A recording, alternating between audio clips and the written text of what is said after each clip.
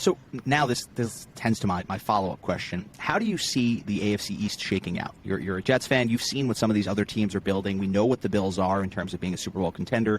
We see the Dolphins sort of following that similar Bills-Jets path where they're putting a lot of weapons around their young quarterback to see whether he's got it or not. And the Pats are the Pats. So how do you see that division shaking out?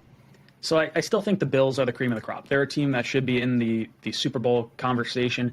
The AFC in general has just become absolutely stacked. You look at all the quarterbacks across the different divisions. You got Deshaun Watson, Patrick Mahomes, Herbert, Wilson, Allen, Lamar Jackson, like Burrow, like all these guys that are across the AFC. And I look at the other three quarterbacks outside of Josh Allen in the AFC East, and I look at Mac Jones, I look at Zach Wilson, and I look at Tua Tagovailoa, and I'm not super concerned about Mac Jones. I'm not super concerned about Tua. Like, they don't threaten me with any athletic skill set. They're good, and I think they can be successful in this league, but I think Zach Wilson, while he may bust, is the athletic profile you need to at least compete in the AFC. So from that perspective, I'm really looking forward to it.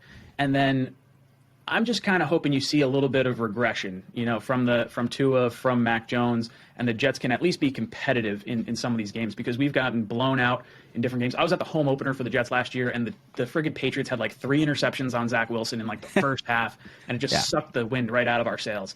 So I think if we play a little smarter on the offensive side of the ball, and we can control our turnovers and our mistakes, and we can just kind of score points and take care of business on our side of the ball, I'm not overly concerned on the Patriots and the Dolphins. I think at the very least we should split those. We haven't won a division game, I think, in like 2 years, so it's been quite some time. Quite the accomplishment from the Jets. Oh yeah.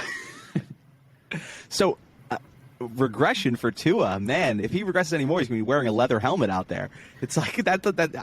I don't know. I think that Tua, I'm hopeful at least that he'll show some progression at least. Well, the team that I'm selling a lot on is the Pats. Mm-hmm. I think the Pats are being overhyped because they're the Patriots. Mm-hmm. And I think that if you look at a lot of the underlying metrics from last year, they were a pretty fortunate team to be where they were.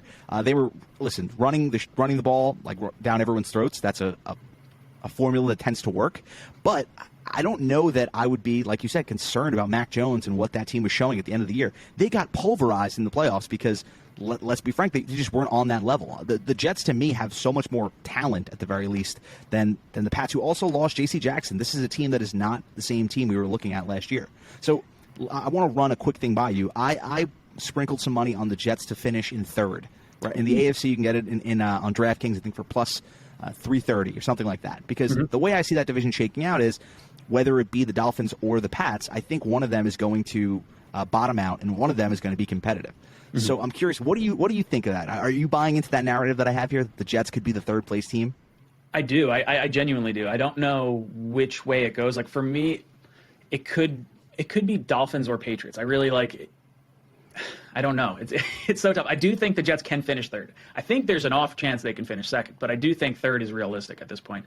I think there's a very strong motivation. I think there's something weird with the Patriots. They gave away like the 4th best guard in the NFL for a 4th round pick, and then they trade up into the 1st round to get someone who most people considered like a 3rd round pick guard. Yep. And then J.C. Jackson, you lose him, and you look at his interceptions. He created so many more opportunities for the New England Patriots on the offensive side of the ball to help get those wins and take away scoring opportunities for the opponents.